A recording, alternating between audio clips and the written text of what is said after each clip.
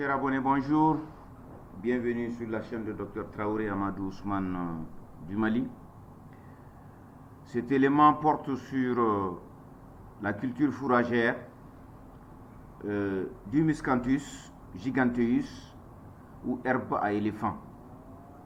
L'expérience de terrain que nous avions menée au Mali pendant la période de forte canicule nous a donné des résultats probants.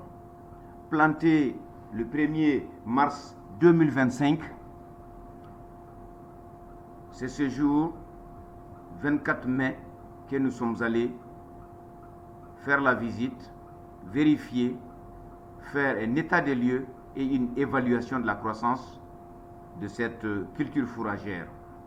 Après 84 jours d'évolution, du mois de mars, le 1er mars, 1er avril, 1er mai, ça fait 60 jours, nous sommes le 24 mai, donc en gros, 84 jours de croissance. C'est une herbe qui fait plus de 2,50 m de hauteur à certains endroits et qui a rempli cet espace-là d'un quart d'hectare et qui a produit une biomasse qui dépasse l'entendement. C'est juste pour dire à tous les promoteurs, à tous les futurs promoteurs, aux entrepreneurs, à ceux qui souhaitent vraiment réussir dans l'élevage des vaches laitières métisses, de passer par ce système que nous sommes en train tout simplement, en tout cas, de proposer. Et réaliser la culture fourragère, réaliser des étables aux normes, acheter des animaux qui ont un haut potentiel de production de lait et faites le suivi par un docteur vétérinaire spécialiste. Ensuite, le tour est joué. Donc, la culture fourragère est la condition sine qua non pour, en tout cas, réaliser cette entreprise qui est une véritable entreprise dans un pays comme le Sahel, du Tchad jusqu'au Sénégal, je le répète.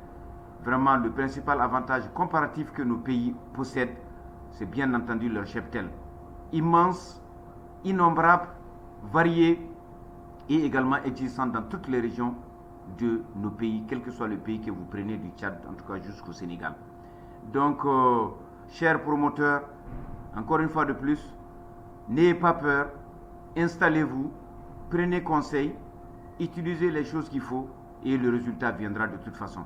La biomasse est très élevée, vous verrez dans d'autres vidéos, nous avons fauché sur 1 mètre carré et nous avions en tout cas haché, nous avions pesé et j'ai pu vous dire que ce qui est dit dans la littérature ailleurs existe bel et bien. Donc, encore, chers abonnés, voici la croissance extraordinaire du Miscanthus giganteus, du napier ou du super napier comme vous voulez, ou tout simplement herbe à éléphant et qui marche. Donc, vous voulez nourrir vos animaux, les 12 mois de l'année disposer de l'herbe verte, malgré la période, en tout cas très chaude, de passer par en tout cas cette culture. Elle supporte les choses, elle tient et elle se développe à une croissance extraordinaire.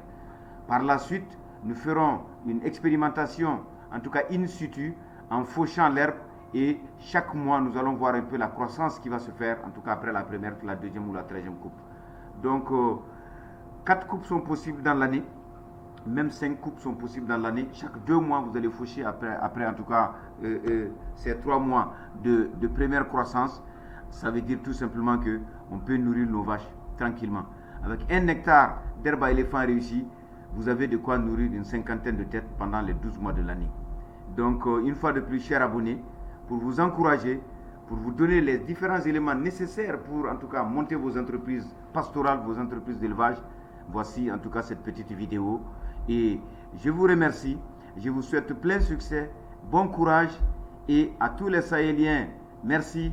Aux autres qui sont ailleurs également, qui sont en tout cas adeptes de l'élevage, qui sont fans de l'élevage, plein succès tout simplement. Et le docteur vétérinaire réussit lorsque l'éleveur réussit. À très bientôt.